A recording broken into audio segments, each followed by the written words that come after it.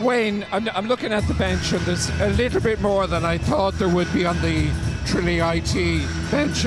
I had been led to believe there would be only 6, but I see there is 7 now. There's 7 now. They're very short in numbers, all right, and looking at them, they're very short as well. So I think the big girl for DIT can dominate inside, and she can be a big factor in this game. Caroline Flynn pushes it outside. That's a good score. Excellent score by Hollingsworth.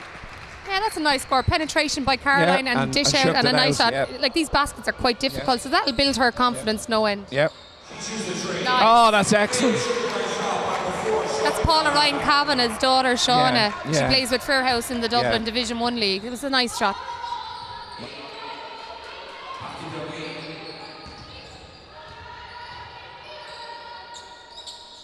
Oh, that's a big 3. That's a nice shot. That girl either plays, I think it's Castle Island she plays for, I'm almost sure. Herself and number 12, Denise Dunley, both play in the National League for Castle Island. The question is, if you have someone 6'4" in the team, you should be giving her touch of the ball on the offense. Yes, she I might agree, do it with it, but it just opens up more, time on the outside. Oh, big one. And Cooper there with the points. Big shot outside. Oh, that's a huge 3. Just a pity there's nobody here from Tralee to cheer that one on, but it was an excellent score.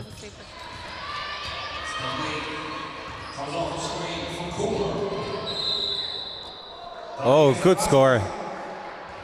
Off balance on one leg and still made manages the score. to get it in. Yep. She's very athletic. I think she plays football for county is as well. her dad Pat Dunley from Cork? I'm not I sure. think he's involved in the Cork County Board. Okay. Good one. Possession again to DIT. Katie Kilbride inside the key. Outside to Flynn. Flynn takes it. That was a good one.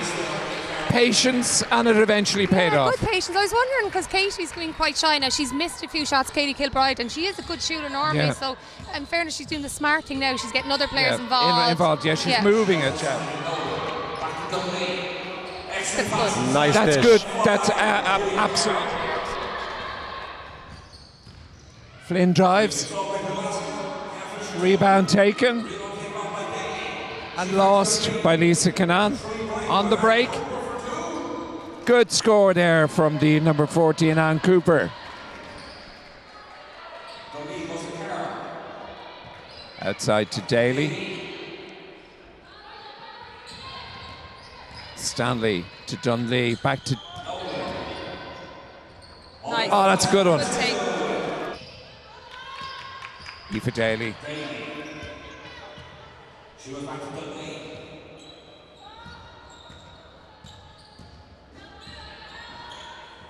Back to Daly.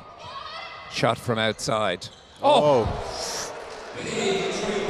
Aoife Nolan.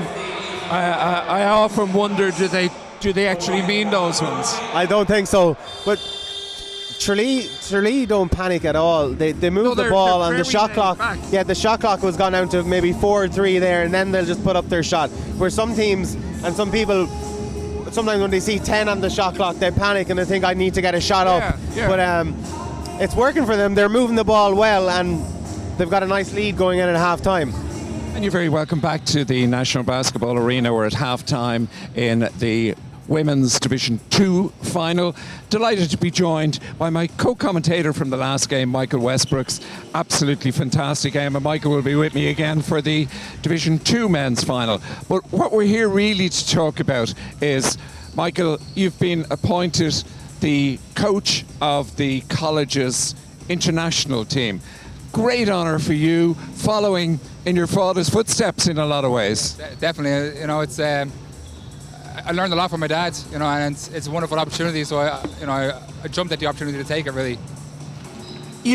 What we've seen here today, and I'm sure that's only a portion of some of the players that are around. There's some very good quality, and this tournament is going to be excellent. I think so. I think so. You know, we have Luxembourg coming over, Scotland as well, and you saw from the finals earlier. We've Premier League and National League players playing on these college teams, and that's who's going to be representing the college select team is those players who are competing at a high level here in Ireland. And for some of these guys, they will be heading off to China with the Premier League select, and then they'll be representing their country at colleges level. It's very good for them to be picking up those 2 accolades in such a short space of time. Anytime you get the opportunity to represent your country, you have to jump at it. No matter if it's colleges, with the Premier League selects, whatever, underage. It's a wonderful thing to say that you're playing for Ireland. We're representing Irish basketball, and when I was asked the coach, I said, of course, no problem. I know you as a player always wanted to wear the green of Ireland. No matter who's coaching, no matter who's playing, you always said to me, and we know one another quite a long time, I love to represent my country. Your dad said exactly the same thing. Isaac says exactly the same thing. The whole family want to represent Ireland. Yeah. We grew up here, my parents came over from the States, over 32 years ago. We all grew up here, went to school here, and it's who we are. We are Irish, it's in our blood. And it's, as a basketball player, it's a great opportunity, and international basketball is a high standard of basketball, and who wouldn't want to play against the best in the world?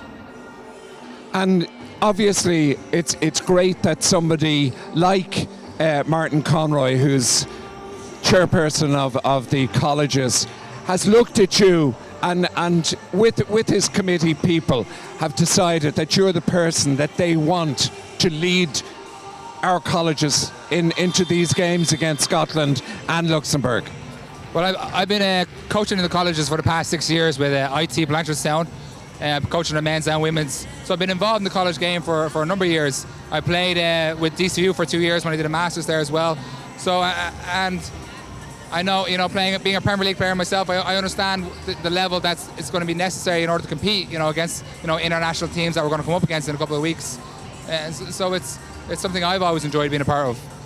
And you've got some really good players, because players can play on this team that are not necessarily from Ireland. Is that right? Yeah, so, a bit like the Premier League Select, we are allowed to take a couple of non-EU passport holders.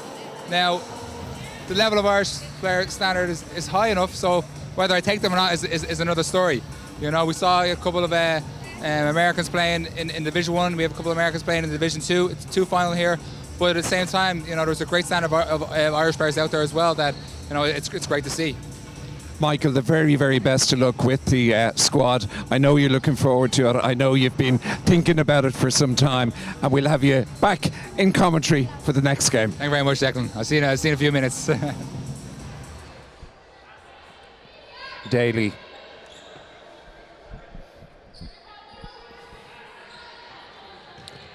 Back to Daly. And Dunlea, the captain of the side. Outside shot from the number 15. A good score from Aoife Nolan. And I was just talking, Mary Gardner actually got on to me there at half-time just to let me know that Anne Cooper and Aoife Nolan and Dunlea were all on our under-18 Kerry team 2 years ago, and said they were very tough ladies. I have to say a big thank you to Katrina for that lovely cup of tea. It's been a long day. I must have missed my cup. Did you? Yeah. I didn't even think you drank tea because I've offered twice. You didn't smile. Didn't I get you your lunch? Oh! That's great. So we're all of a sudden back to a 6-point game. I actually did not know what that was. Was it a pass or a shot or what? I think it was a shot. She's a lefty, and it looks, her shot is a bit funny. That's Hammer good. level. This is good stuff. This is something like the men's game. We thought NUIG were going to run away with it, and then all of a sudden, Carlo, and same thing has happened here. It's a game of 2 halves. Yeah. Good work. Oh, that's really good work inside. Sure. And, she did very, very well there, Aoife Nolan. You look at Trelease's bench of 7 players. Yeah. You have to say they're doing a superb job. Yeah, they are. But Caroline- they're younger. Caroline they're makes fitter. the 4. I mean, if they were all under 18s 2 years ago, literally 20 years of age, Yes, they yeah. should be able to play the whole lot, Yeah, really. yeah. And a lovely score. All of a sudden, it's an 8-point game. No, it's not. It's a 6-point game. That was a super score. This in is fairness. She was great under to pressure. see. You know that Tralee are not giving up. No. They're fighting Aoife all the Nolan way. was doing everything she can Yeah. for Tralee Yeah. to try to keep them in the game. 3.5 minutes to go. To Kilbride.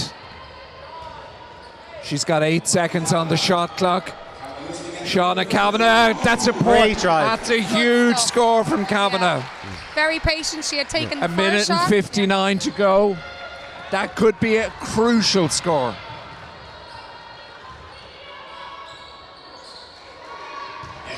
Well rebounded. Oh, excellent.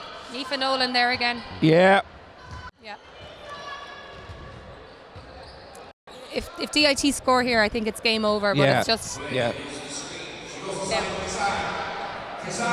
Oh, that's important.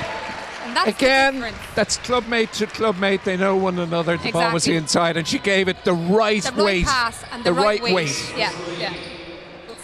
We're counting down the time. Caroline Flynn to Katie. Katie inside to Lisa. And the winners That's it. of the Division 2 ladies on a scoreline of 53 to 45. I would have to say another good game. You know, you can't fault the endeavour and the enthusiasm of both sides. Yeah. Well, coming into the game, I didn't know much about Tralee at all. I knew some of the girls on the DIT squad, but Tralee really put it up to it. Like the first half, I have to say Tralee won. They were doing everything right, using the shot clock, boxing out, second chances, and DIT were asleep. But then in the second half, It when was the other way crucial- around. Yeah, it was the Yeah. other way around. Yep.